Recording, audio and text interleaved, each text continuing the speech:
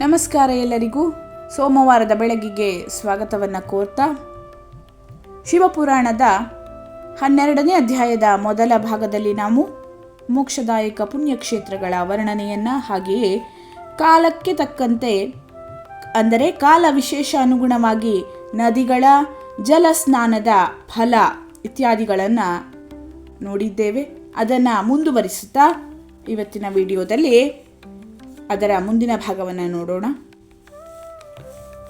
ಯಾವಾಗ ಬೃಹಸ್ಪತಿ ಸಿಂಹರಾಶಿಯಲ್ಲಿ ಇರುವನೋ ಆಗ ಸಿಂಹ ಸಂಕ್ರಾಂತಿಯಿಂದ ಯುಕ್ತವಾದ ಭಾದ್ರಪದ ಮಾಸದಲ್ಲಿ ಒಂದು ವೇಳೆ ಗೋದಾವರಿಯಲ್ಲಿ ಸ್ನಾನ ಮಾಡಿದ್ದೆ ಆದಲ್ಲಿ ಅದು ಶಿವಲೋಕದ ಪ್ರಾಪ್ತಿಗೆ ಸಹಾಯಕ ಎಂಬುದಾಗಿ ಪೂರ್ವಕಾಲದಲ್ಲಿ ಭಗವಾನ್ ಶಿವನೇ ಹೇಳಿದ್ದ.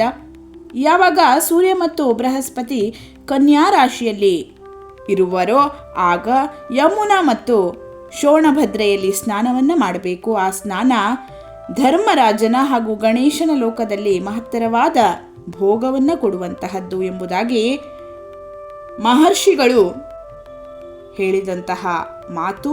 ಯಾವಾಗ ಸೂರ್ಯ ಮತ್ತು ಬೃಹಸ್ಪತಿ ತುಲಾ ರಾಶಿಯಲ್ಲಿ ಇರುವರೋ ಆಗ ಕಾವೇರಿಯಲ್ಲಿ ಸ್ನಾನವನ್ನು ಮಾಡಬೇಕು. ಆ ಸ್ನಾನ ಭಗವಾನ್ ವಿಷ್ಣುವಿನ ವಚನದ ಮಹಿಮೆಯಿಂದ ಸಂಪೂರ್ಣವಾಗಿ ಅಭೀಷ್ಟತಮವಾದಂತಹ ವಸ್ತುಗಳನ್ನು ಕೊಡುವಂತಹದ್ದು. ಯಾವಾಗ ಸೂರ್ಯ ಮತ್ತು ಬೃಹಸ್ಪತಿ ವೃಶ್ಚಿಕ ರಾಶಿಗೆ ಬರ್ತಾರೋ ಆಗ ಮಾರ್ಗಶೀರ್ಷ ಮಾಸ. ಆ ಸಂದರ್ಭದಲ್ಲಿ ನರ್ಮದಾ ನದಿಯಲ್ಲಿ ಸ್ನಾನ ಮಾಡುವುದರಿಂದ ವಿಷ್ಣು ಲೋಕದ ಪ್ರಾಪ್ತಿಯಾಗ್ತದೆ. ಸೂರ್ಯ ಮತ್ತು ಬೃಹಸ್ಪತಿ ಧನು ರಾಶಿಗೆ ಬಂದಾಗ ಸುವರ್ಣಮುಖಿ ನದಿಯಲ್ಲಿ ಮಾಡಿದಂತಹ ಸ್ನಾನ ಶಿವಲೋಕವನ್ನು ಉಂಟು ಮಾಡುವಂತಹದ್ದು. ಇದು ಸ್ವತಃ ಬ್ರಹ್ಮನೇ ಹೇಳಿದ್ದು. ಯಾವಾಗ ಸೂರ್ಯ ಮತ್ತು ಬೃಹಸ್ಪತಿ ಮಕರ ರಾಶಿಗೆ ಬರ್ತಾರೋ ಆ ಸಮಯ ಮಾಘ ಮಾಸ.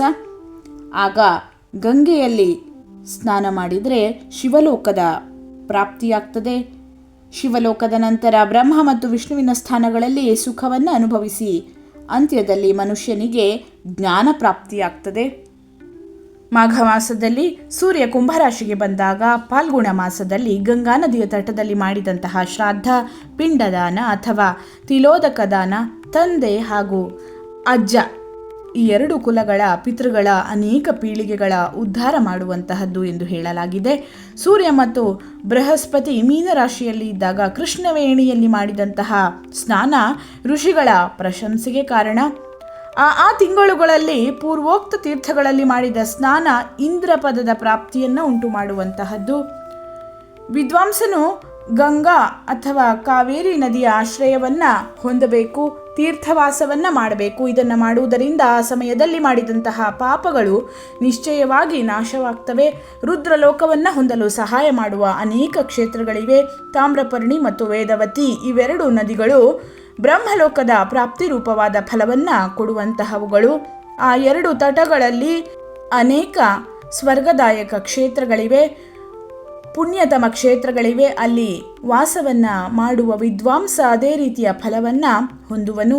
ಸದಾಚಾರ, ಉತ್ತಮ ವೃತ್ತಿ ಹಾಗೂ ಸದ್ಭಾವನೆಯೊಂದಿಗೆ ಮನಸ್ಸಿನಲ್ಲಿ ದಯೆಯನ್ನಿಟ್ಟು ವಿದ್ವಾಂಸನಾದವನು ತೀರ್ಥದಲ್ಲಿ ತೀರ್ಥಕ್ಷೇತ್ರದಲ್ಲಿ ವಾಸವನ್ನು ಮಾಡಬೇಕು. ಇಲ್ಲದಿದ್ದಲ್ಲಿ ಅದಕ್ಕೆ ಫಲ ಲಭಿಸುವುದಿಲ್ಲ. ಪುಣ್ಯಕ್ಷೇತ್ರದಲ್ಲಿ ಮಾಡಿದಂತಹ ಸ್ವಲ್ಪವೇ ಸ್ವಲ್ಪ ಪುಣ್ಯವೂ ಕೂಡ ಅನೇಕ ಪ್ರಕಾರದ ವೃದ್ಧಿಯನ್ನು ಹೊಂದುತ್ತದೆ. ಹಾಗೆಯೇ ಅಲ್ಲಿ ಮಾಡಿದಂತಹ ಸಣ್ಣದರಿಂದ ಸಣ್ಣ ಪಾಪವೂ ಕೂಡ ಮಹತ್ತಾಗ್ತದೆ. ಒಂದು ವೇಳೆ ಪುಣ್ಯಕ್ಷೇತ್ರದಲ್ಲಿ ಇದ್ದು ಜೀವನವನ್ನು ಸಾಗಿಸುವ ನಿಶ್ಚಯವಿದ್ದಲ್ಲಿ ಆ ಶುಭ ಸಂಕಲ್ಪದಿಂದಲೇ ಅವರ ಮೊದಲಿನ ಎಲ್ಲ ಪಾಪಗಳು ತಕ್ಷಣದಲ್ಲಿ ನಷ್ಟವಾಗ್ತವೆ. ಯಾಕೆಂದರೆ ಪುಣ್ಯವನ್ನು ಐಶ್ವರ್ಯದಾಯಕವೆಂದು ಹೇಳಲಾಗ್ತದೆ. ಹೇ ಬ್ರಾಹ್ಮಣರೇ, ತೀರ್ಥವಾಸ ಜನಿತ ಪುಣ್ಯ ಕಾಯಕ, ವಾಚಿಕ ಮತ್ತು ಮಾನಸಿಕವಾದ ಎಲ್ಲ ಪಾಪಗಳನ್ನು ನಾಶ ಮಾಡುವಂತಹದ್ದು. ತೀರ್ಥಗಳಲ್ಲಿ ಮಾಡಿದ ಮಾನಸಿಕ ಪಾಪ ವಜ್ರಲೇಪವಾಗ್ತದೆ. ಅದು ಅನೇಕ ಕಲ್ಪಗಳವರೆಗೆ ನಮ್ಮನ್ನು ಅಂಟಿಕೊಂಡು ಇರ್ತದೆ.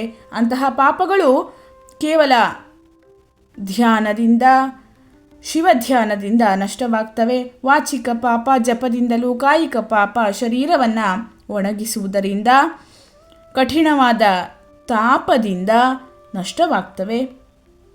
ಧನಾರ್ಜನೆಯಲ್ಲಿ ಉಂಟಾದಂತಹ ಪಾಪ ದಾನದಿಂದ ನಷ್ಟವಾಗ್ತದೆ. ಇಲ್ಲದಿದ್ದಲ್ಲಿ ಕೋಟಿ ಕೋಟಿ ಕಲ್ಪಗಳಲ್ಲೂ ಅದರ ನಾಶವಾಗುವುದಿಲ್ಲ. ಕೆಲವೊಮ್ಮೆ ಅತಿಶಯ ಮಾತ್ರದಲ್ಲಿ ದೊಡ್ಡ ಪಾಪಗಳಿಂದ ಪುಣ್ಯಗಳು ಕೂಡ ನಷ್ಟವಾಗ್ತವೆ. ಪುಣ್ಯ ಮತ್ತು ಪಾಪ ಎರಡರ ಬೀಜಾಂಶ, ವೃದ್ಧಿ ಅಂಶ ಹಾಗೆಯೇ ಭೋಗಾಂಶವಿರುತ್ತದೆ. ಅವುಗಳ ಬೀಜಾಂಶದ ನಾಶ ಜ್ಞಾನದಿಂದಲೂ, ವೃದ್ಧಿ ಅಂಶದ ನಾಶ ಮೇಲೆ ಹೇಳಿರುವ ಎಲ್ಲ ಕೆಲಸದಿಂದಲೂ, ಭೋಗಾಂಶದ ನಾಶ ಅನುಭವಿಸುವುದರಿಂದಲೂ ಆಗ್ತದೆ. ಬೇರೆ ಎಲ್ಲ ಪ್ರಕಾರದ ಕೋಟಿ ಕೋಟಿ ಪುಣ್ಯವನ್ನು ಮಾಡಿಯೂ ಕೂಡ ಭೋಗಾಂಶವನ್ನು ಕಳೆಯಲು ಸಾಧ್ಯವಿಲ್ಲ. ಪಾಪ ಬೀಜದಿಂದ ಅಂಕುರಿತವಾಗಿ ಅದರ ಅಂಶ ನಷ್ಟವಾದರೂ ಕೂಡ ಶೇಷ ಪಾಪವನ್ನು ಅನುಭವಿಸಲೇಬೇಕು. ದೇವತೆಗಳ ಪೂಜೆ, ಬ್ರಾಹ್ಮಣರಿಗಾಗಿ ದಾನ ಹಾಗೂ ಅಧಿಕವಾದ ತಪಸ್ಸು ಇವುಗಳಿಂದ ಪಾಪಗಳು ಸಹಿಸಲು ಯೋಗ್ಯವಾಗ್ತವೆ. ಆದ್ದರಿಂದ ಸುಖವನ್ನು ಅನುಭವಿಸಬೇಕೆಂಬ ಆಶೆ ಇರುವಂತಹ ವ್ಯಕ್ತಿಯು ಪಾಪಗಳಿಂದ ಬಚಾವಾಗಿ ತೀರ್ಥವಾಸವನ್ನು ಮಾಡಬೇಕು. ಇಲ್ಲಿಗೆ ಶಿವಮಹಾಪುರಾಣದ ಶಿವಕ್ಷೇತ್ರ ವರ್ಣನೆ ಅನ್ನುವಂತಹ 12ನೇ ಅಧ್ಯಾಯ ಮುಕ್ತಾಯವಾಗ್ತದೆ. ಧನ್ಯವಾದಗಳು. ಲೋಕಾಹ ಸಮಸ್ತಾಹ ಸುಖಿನೋ ಭವಂತು.